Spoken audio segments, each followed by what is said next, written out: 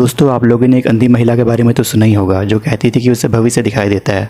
ऐसी भविष्यवाणियाँ जो सच हुई, जंग, कत्ल, सुनामी, बड़े नेताओं की मौत तक। कौन थी ये औरत? क्या वो सच में फ्यूचर देख सकती थी? आज हम इसी के बारे में बात करेंगे। बाबा वांगा का असली नाम वेंगेलिया पैंडेवा दिमित्रोवा था।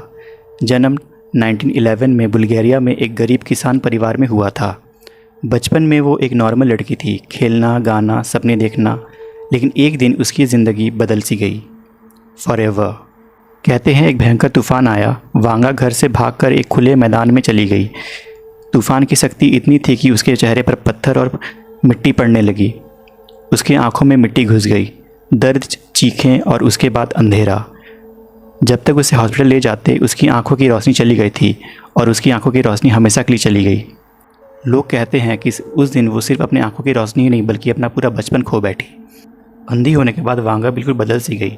वो बहुत चुप रहने लगी और वो अजनबी आवाज़ों से बात करती। वो लोगों से कहती कि कोई तो है जो उससे बातें करता है, वो जो सब कुछ जानता है। वो कहती थी कि मुझे आवाज़ें आती हैं, मुझे डरावनी तस्वीरें दिखाई देती हैं।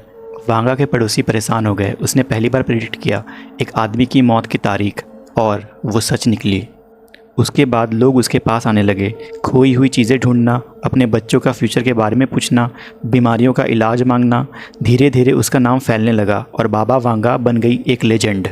बाबा वांगा की कुछ प्रेडिक्शंस बिल्कुल सच साबित हुई, जैसे कि वर्ल्ड वार 2 का एंड। वो कहती थी खून और आग और लूट, सब कुछ जल जाएगा। स्टालिन की मौत, उसने बोला सिया घोड़ा मरेगा। स्टालिन की मौत के कुछ दिन बाद ही ये कहा गया कि उसकी हेल्थ अचानक बिगड़ी।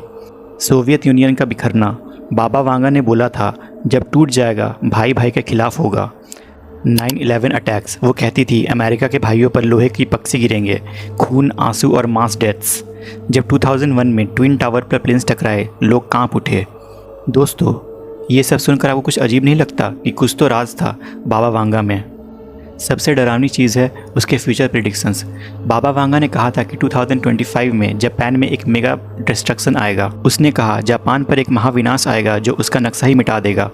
कुछ लोग कहते हैं एक जायंट अर्थक्वेक या सुनामी जो देश के शहरों को डुबा देगा, और कुछ कंस्पिरेसी थ्योरिस्ट कहते हैं कि न्यूक्लियर अटैक।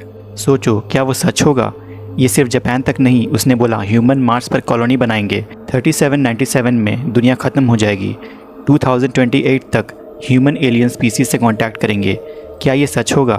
आप सोच कर देखो, एक अंधी महिला इतनी डिटेल में फ्यूचर कैसे देख सकती है या कैसे बता सकती है? लेकिन दोस्तों, हर कहानी के दो पहलू होते हैं। लोगों का कहना है कि बाबा वांगा ने प्रेडिक्शंस खुद नहीं लिखी थी, वो उसके स्टूडेंट्स द्वारा लिखी गई थी। क्रिटिक्स कहते हैं कि लोग उसका मीनिंग बदल डाले। लेकिन दोस्तों, क्या ये फ़नी नहीं है? हम वही देखते हैं जो हम देखना चाहते हैं। क्या सच में वो एक साइकिक थी या सब एक फ्रॉड था? साइंस कहता है कोई साइकिक नहीं होता, लेकिन उसके लाखों डिवोटीज़ मानते हैं कि वो कुछ और ही थी, बियॉन्ड ह्यूमन अंडरस्टैंडिंग। बाबा वांगा की प्रेडिक्शंस सिर्फ पॉलिटिक्स तक ही सीमित नहीं थी। उन्होंने पृथ्वी के अंत, एलियंस और मेडिकल ब्रेक थ्रू तक की बातें की। उन्होंने कहा था कि 2046 तक लोग अपने अंग ट्रांसप्लांट करवा सकेंगे। बाबा वांगा ने कभी भी अपने प्रेडिक्शंस के लिए ना ही कुछ चार्ज किया और ना ही कुछ पैसे लिए। उनका घर एक आश्रम बन गया था जहां लोग उनसे आशीर्वाद लेने आते थे।